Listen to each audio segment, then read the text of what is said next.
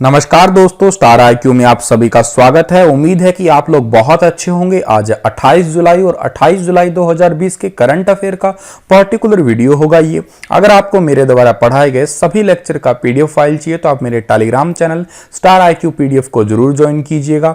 हर रोज सुबह 9 बजे जो मैं पढ़ाता हूं, इन्हीं करंट अफेयर का आपका मैं टेस्ट भी लेता हूं। तो आपको हर रोज सुबह 9 बजे अगर टेस्ट देना है तो स्टार आईक्यू क्विज के नाम से एक मेरा टेलीग्राम ग्रुप भी है, आप उसे भी ज्वाइन कीजिएगा, जहां पे ऑलरेडी लगभग 5,500 के आसपास बच्चों ने ज्वाइन कर लिया है उसे। और फेसबुक और इंस्टाग्राम पे अगर आप मुझे फॉलो करना चाहते हैं तो स्टार आईक्यू एजुकेशन इन आईडीज पे आप मुझे फॉलो कर सकते हैं। कल मैंने आपसे क्वेश्चन पूछा था, उसका सही जवाब क्या था कि जहांगीर के दरबार में ब्रिटेन के शासक जेम्स प्रथम का कौन सा राजदूत आया था।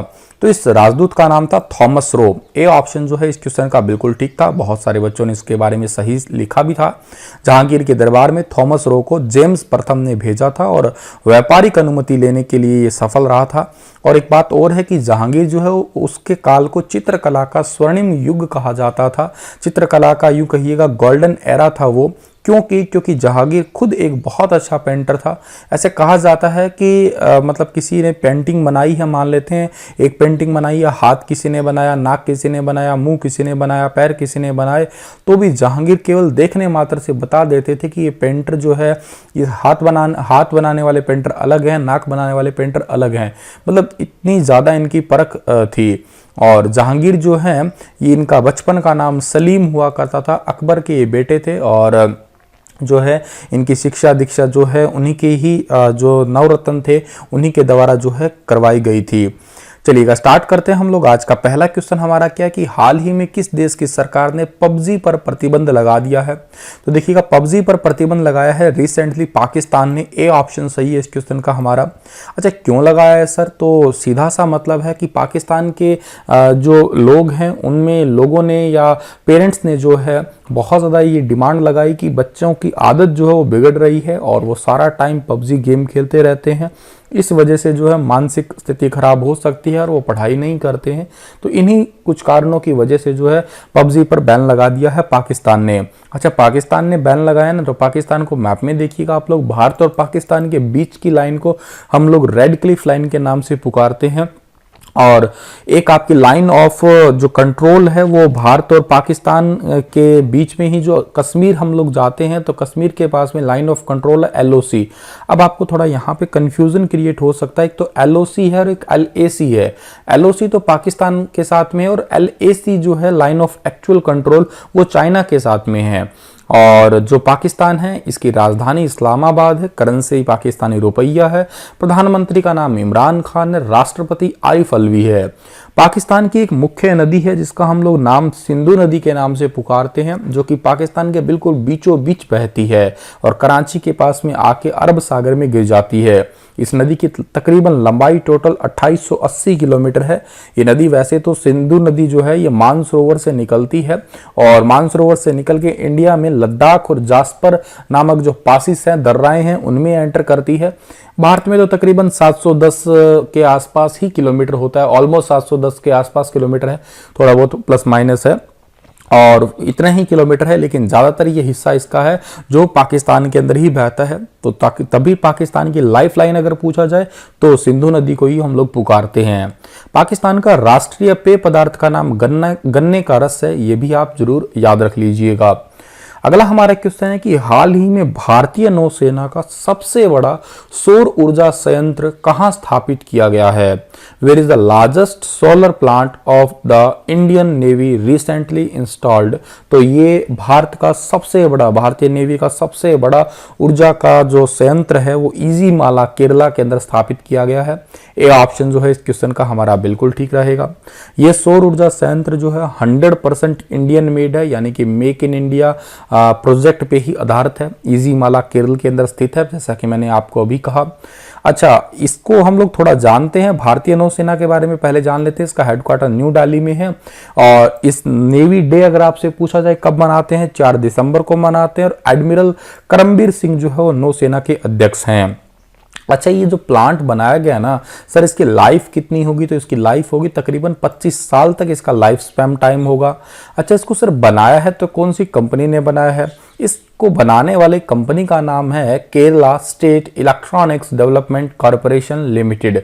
दोबारा रिपीट कर रहा हूं, Kerala state electronics development corporation limited, जिसे हम लोग शॉर्ट फॉर्म में KELTRON कैल्ट्रॉन के नाम से पुकारते हैं। अच्छा सर, इस पे कितना खर्चा आया है? तो टोटल 14 करोड़ यानी कि 14 करोड़ रुपए का खर्चा आया है इस प्लांट को बनाने के लिए। अच्छा सर, कितनी एनर्जी सेव करेगा? तो तकरीबन 20 to 30% पावर को ये सेव करने वाला है, जिससे तकरीबन 30 लाख रुपए हर महीने जो है उसकी बचत होगी। तकरीबन ये 3 मेगावाट का जो है संयंत्र लगाया गया है अभी के लिए।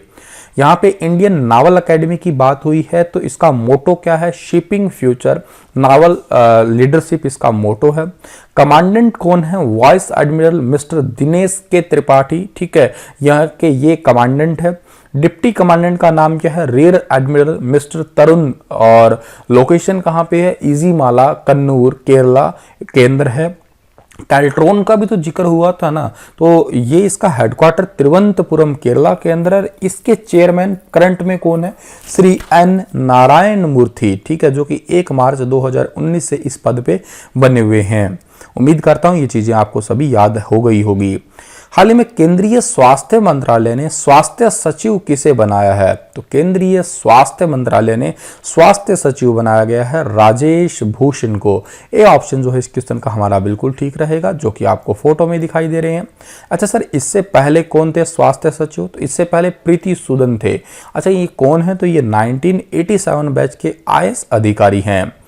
अगला हमारा क्वेश्चन है, हाल ही में बेंजामिन उमकंपा का निधन हो गया है, वे किस देश के राष्ट्रपति थे? तो अभी रिसेंटली जो है बेंजामिन उमकंपा का निधन हो गया है।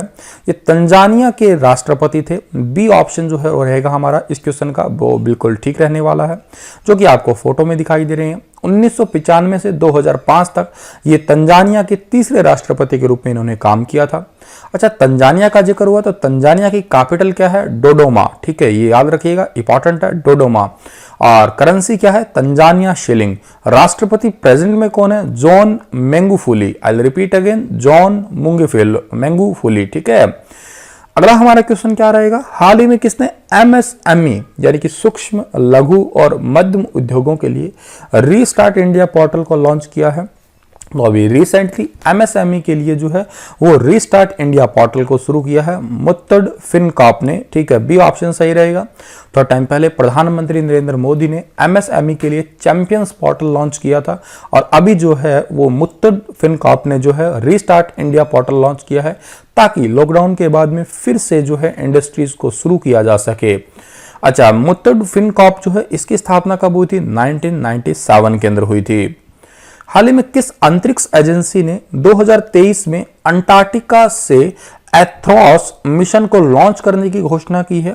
तो 2023 में अंटार्कटिका से एथ्रोस मिशन को लॉन्च करने की घोषणा की है नासा ने। बी ऑप्शन जो है इस क्वेश्चन का हमारा बिल्कुल ठीक रहेगा। इस मिशन के अंदर होगा क्या? एक स्टेडियम के जितने बड़े गुब्बारे के अंदर जो है तकरीबन 8.5 फुट, एग्जैक्ट तो अगर मैं कहूं तो 8.4 फुट का एक दूरबीन होगा, जो हमारी जो अर्थ है उसके स्ट्रेटोस्फीयर में भेजा जाएगा। और ये जो दूरबीन होगी ये बेसिकली इंफ्रारेड रोशनी और वेवलेंथ वाली रोशनी को जो है उनको अध्ययन करेंगे। मतलब इंफ्रारेड जो होती है जिससे हमें गर्मी लगती है उनकी स्टडी की जाएगी, और के साथ में जो हाई वेवलेंथ वाली जो रे होती है उसका भी स्टडी जो है किया जाएगा। ये गुब्बारा कुछ इस टाइप का होगा, ठीक है। अच्छा, जिक्र स्ट्रेटोस्फेयर का हुआ है, अगर आपने ध्यान दिया हो तो यहाँ पे तो देखिएगा स्ट्रेटोस्फेयर जो है, तो ऐसे सर कुछ और भी स्फीयर होती हैं क्या? बिल्कुल होती हैं। देखिएगा हमारी अर्थ के बिल्कुल नज़दीक जो है उसको हम लोग सौभमंडल या ट्रोपोस्फेयर का नाम देते हैं, जहाँ पे सभी के सभी जो है मौसम संबंधी घटनाएं होती है, लाइक बारिश आना, तूफान आना, बिजली चमकना, ग्रीन हाउस इफेक्ट होना। यानी कि कहने का मतलब सीधा सा ही है, अगर टेम्परेचर में सारा चेंजेस हो रहा है तो आप समझ जाइएगा वो सारा ट्रोपोस्फेयर में होता है, यानी कि सौभमंडल में होता है। जैसे ही आप ऊपर जाते हैं इससे अगली जो लेयर आती है उसको हम लोग स्ट्रेटोस्फेयर बोलते हैं, जो आपका हिंदी में समताप मंडल है, और समताप मंडल में टेम्परेचर ऑलमोस्ट फिक्स हो जाता है, जहाँ पे हवाई जहाज उड़ा करते हैं। या आपसे पूछा जाए आइडियल लेयर फॉर एरोप्लेन, तो आपको जवाब रहेगा क्या, स्ट्रेटोस्फेयर। अगर आपसे पूछा जाए ओजोन लेयर कहाँ पे है, O3, तो भी स्ट्रेटोस्फेयर के अंदर रहेगी। इससे अगली लेयर आपकी आती है मेडोस्फेयर, ठीक है, जहां पे आपकी उल्काएं जो होती है उनको कंट्रोल करते हैं। यहाँ पे टेम्परेचर तकरीबन -80 डिग्री के से लेके -100 डिग्री तक होता है, और ये हमारी बेसिकली अर्थ पे सुरक्षा करती है जो जितने भी आपके उल्का पिंड वगैरह आते हैं उनसे। इससे आगे की लेयर आती है आपकी आयनोस्फेयर, जहां पे तापमंडल की सबसे निचली लेयर, और यहां से टेम्परेचर बढ़ना भी स्टार्ट हो जाता है। यहाँ पे रेडियो फ्रीक्वेंसी वगैरह सैटेलाइट वगैरह के लिए होती है। उसके बाद में एक्सोस्फेयर है जो आपकी बिल्कुल ही बाहर हो जाती है, जहां पे बड़े बड़े सैटेलाइट्स वगैरह हम लोग रख लिया करते हैं, ठीक है।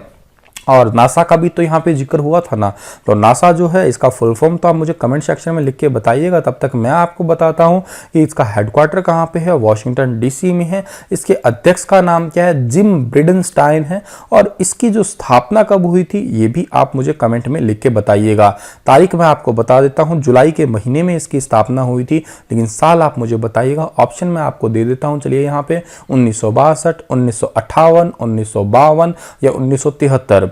अगला हमारा क्वेश्चन रहेगा, when will the ICC super league 2020 begin. ICC super league 2020 कब से शुरू होने वाला है, तो ये जुलाई 30 से शुरू होने वाला है। बी ऑप्शन सही है इस क्वेश्चन का हमारा।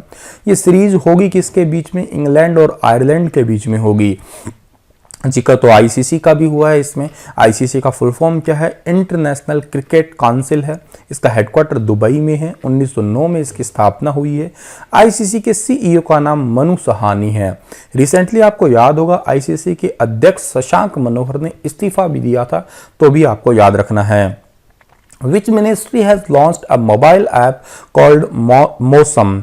मौसम नाम का एक मोबाइल एप्लीकेशन कौन से मिनिस्ट्री ने लॉन्च किया है, तो ये किया है अर्थ साइंस मिनिस्ट्री ने। बी ऑप्शन ठीक रहेगा हमारा इस क्वेश्चन का।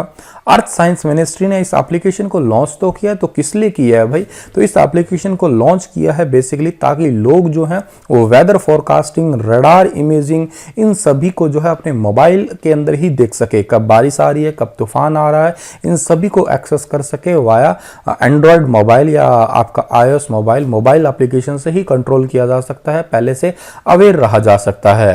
अच्छा, मेट्रोलॉजिकल डिपार्टमेंट जो है इसके फाउंडेशन डे पे इसको जो है लॉन्च किया गया है 27 जुलाई को। और मेट्रोलॉजिकल डिपार्टमेंट का हेडक्वार्टर इंडिया के अंदर पुणे के अंदर है। ये एक बेहद इंपॉर्टेंट क्वेश्चन है। अच्छा, मिनिस्ट्री ऑफ अर्थ साइंस का तो जिक्र हुआ है, तो उसका हेडक्वार्टर कहाँ पे है, न्यू दिल्ली में। इसकी स्थापना कब हुई है, 2006 में। और इसके मिनिस्टर कौन है रिस्पॉन्सिबल फिलहाल के लिए, डॉक्टर हर्षवर्धन, ठीक है। India band how many more Chinese app on 24 July 2020।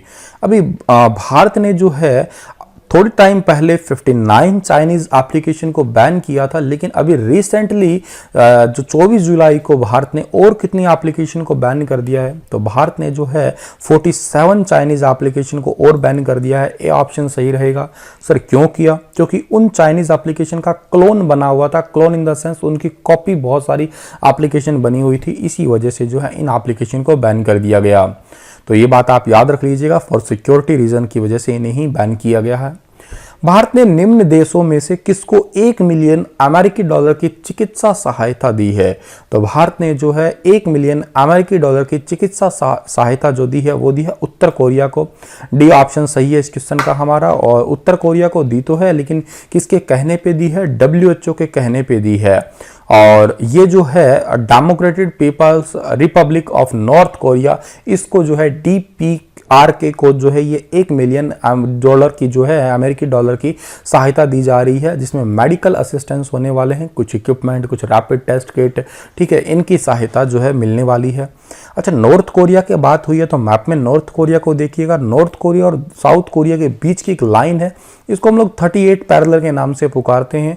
North Korea का जो कैपिटल है वो है प्योंगयांग है। यहाँ के सुप्रीम लीडर है किम जोंग उन और पॉपुलेशन है 2.55 करोड़। और यहाँ की करेंसी की बात की जाए तो नॉर्थ कोरियाई वॉन है। देखिएगा, नॉर्थ कोरियाई वॉन यहाँ की है, दक्षिण कोरिया की दक्षिण कोरियाई वॉन है। दक्षिण कोरिया की कैपिटल सियोल है और दक्षिण कोरिया दुनिया का वो पहला देश है जहां पे 5G इंटरनेट आया था। ध्यान रखिएगा, मैंने देश कहा है, शहर नहीं है, शहर बीजिंग है, ठीक है। इसी के साथ ये लेक्चर तो समाप्त होता है, पर आपके लिए आज का क्वेश्चन है कि गुरु नानक देव जी का जन्म कब हुआ था?